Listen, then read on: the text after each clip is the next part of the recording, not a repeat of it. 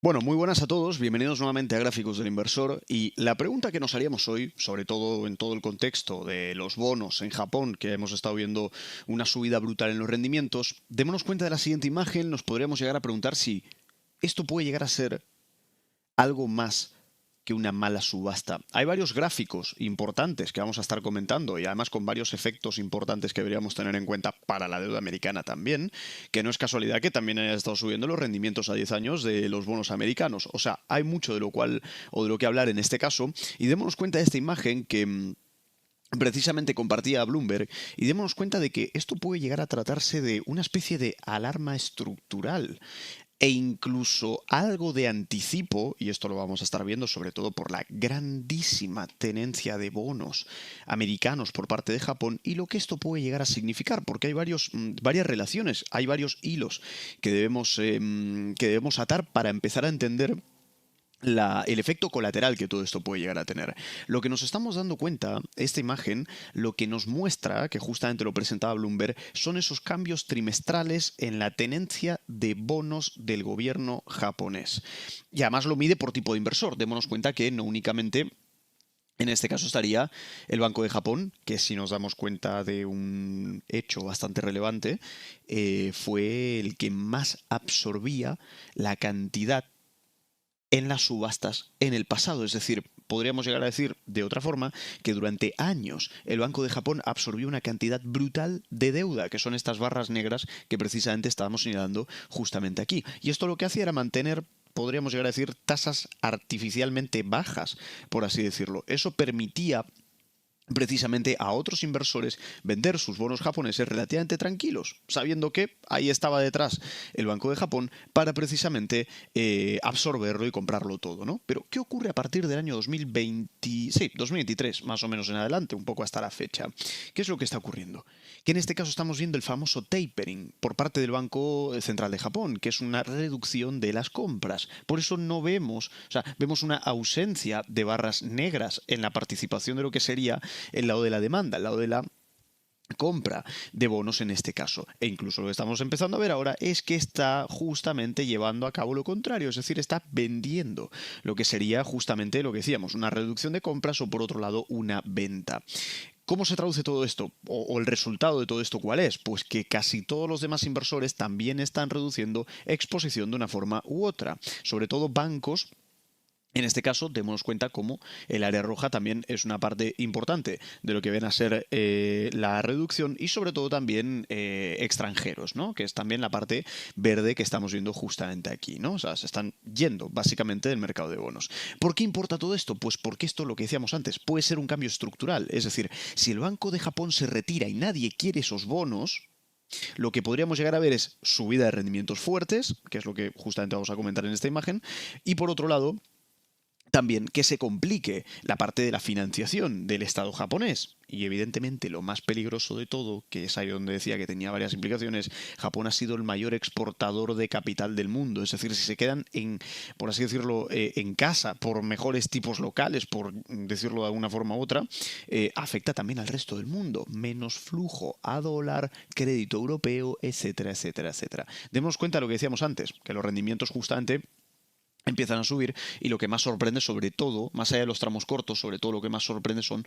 los tramos largos, concretamente, bueno, 40 años en particular, que es una de las subidas más fuertes que estamos empezando a ver, ¿no? Entonces, esto de otra forma, dicho de otra forma, significaría que los inversores ya no confían en que Japón pueda llegar a refinanciar su deuda de forma indefinida, de forma crónica, sin desencadenar un colapso de su moneda o probablemente una espiral incluso de monetización forzada. Por eso hemos estado viendo, fijémonos que eh, 20 de mayo, esto fue, estamos ahora mismo a 21 grabando este vídeo, pues a 20 de mayo, día de ayer, demos cuenta del nivel en el que se encuentra justamente la curva, el famoso steepening. ¿Por qué decimos steepening? Esto está reflejado de otra manera, ¿no? La diferencia entre el rendimiento del bono a 30 años y el 10 años, en este caso de Japón, eso es el steepening, es decir, cuando se amplía precisamente esa diferencia. Japón es la línea blanca. Démonos cuenta que el spread se ha disparado más o menos más de 160 o alrededor de 160 puntos básicos, siendo que en este caso tenemos otros bonos, en este caso tanto de Reino Unido como de Alemania, mucho más, entre comillas, estables, pese a que también han subido, todo hay que decirlo, pero más estables en la comparativa, ¿no? Entonces, ¿por qué importa todo esto? Pues porque este steepening es una señal de advertencia, es decir, el mercado ya no confía en que el largo plazo pueda llegar a estar bajo control. Por lo tanto, si los tipos largos siguen subiendo, puede llegar a golpear a la renta variable japonesa, a la estabilidad de los bancos, como nos podemos imaginar, aseguradoras locales que también están muy expuestas a la parte de bonos y evidentemente el yen por un diferencial de tipo de interés. Démonos cuenta además de que lo que decíamos antes, son alarmas estructurales porque además démonos cuenta de la enorme deuda sobre el PIB que tiene en este caso precisamente Japón. De hecho, sorprendía, ¿no? Porque hacían algunas declaraciones al respecto de algunas autoridades en Japón, de que decían que su situación financiera estaba peor que Grecia, ¿no? Pero es curioso porque, claro, si vemos la ratio deuda sobre PIB de Japón, vemos que es peor que la de Grecia, obviamente, pero ¿por qué no ha quebrado hasta la fecha?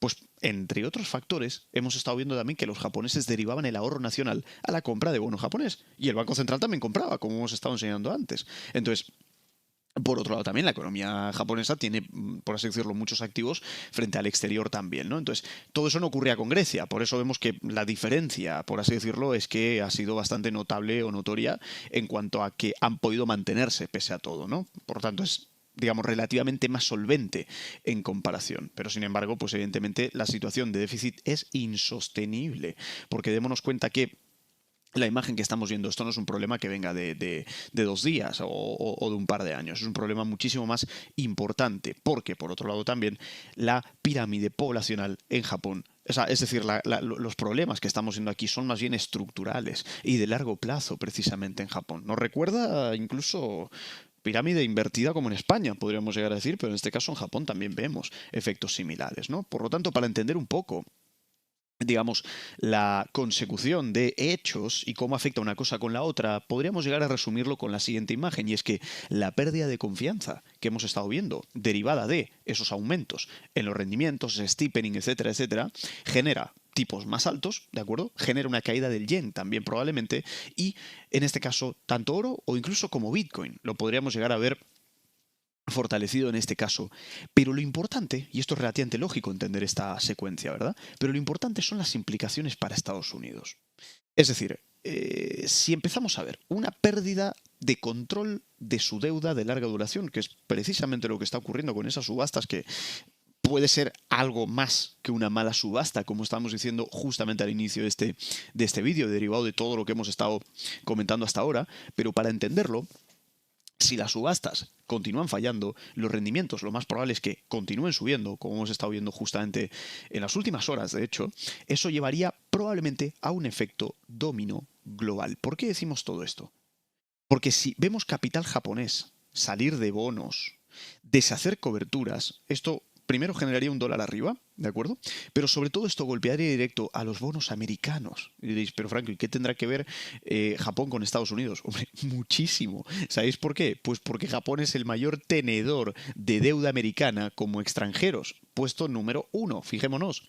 Entonces, claro, cuando vemos todo esto es que decimos que digamos, estarían presionados los bonos americanos porque se retirarían los compradores japoneses, habría subastas todavía más débiles en agregado a las que estábamos comentando propiamente por el lado de Japón, pero en este caso derivado a la renta fija estadounidense también, y la Fed intervendría no porque quisieran, sino porque no les quedaría otra. Me explico. Porque evidentemente eso haría también subir los tipos muchísimo más. Es decir, si lo que viésemos es que las instituciones japonesas se viesen, por así decirlo, entre comillas, obligadas ahora a empezar a vender activos extranjeros para, sobre todo, financiar la deuda local, la deuda doméstica, podríamos llegar a decir, que tienen rendimientos bastante al alza.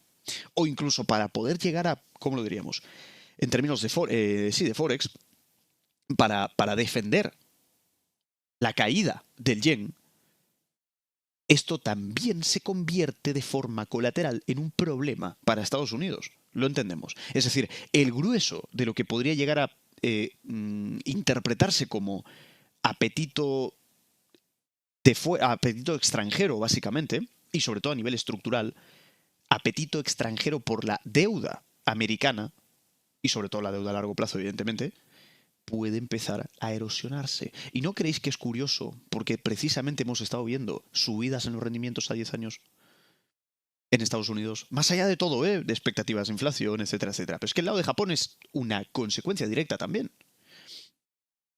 Por no hablar de la confianza o desconfianza, mejor dicho, de los inversores sobre el equilibrio fiscal en Estados Unidos, ¿no? Que es todo un tema. Por eso, precisamente, no es de extrañar que hayamos estado viendo que ese diferencial o ese gap o esa brecha entre la volatilidad del TLT, que son bonos a largo plazo, ojo con la comparativa vamos a hacer ahora, pero la volatilidad del TLT con la volatilidad de la renta variable, es decir, el VIX normal tradicional, está siendo bastante amplia. Démonos cuenta que por lo general a veces han tenido huecos, pero ahora estamos viendo un hueco sustancialmente importante, ¿no? Entonces, los mercados están centrando básicamente en rendimientos a largo plazo y esto es lo que estamos justamente viendo ahora. O sea, una de dos. O la volatilidad de la renta variable sube y provocamos caídas en los mercados, o por otro lado, la volatilidad de los bonos a largo plazo se reduce. ¿De acuerdo? Entonces, vamos a tener en cuenta todo esto porque, sin duda, es un efecto lógico, por un lado, el que estamos viendo, pero que podría amplificar los riesgos, ¿no? Y demos cuenta de lo siguiente, porque claro, lo que estamos empezando a ver aquí sobre todo, probablemente en línea a lo que estamos comentando en esta imagen, ¿no? De subida del oro, etcétera, etcétera, con la parte de los bonos, démonos cuenta que aquí hay varios factores, ¿no? Bitcoin probablemente un activo de mayor riesgo, con mayor desviación estándar, volatilidad.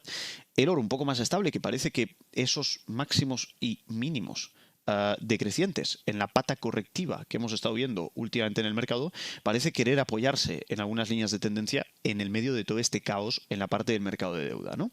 Y luego por la parte de Bitcoin, de momento seguimos un poco queriendo romper esos 105, 106 más o menos, pero con una tendencia claramente alcista.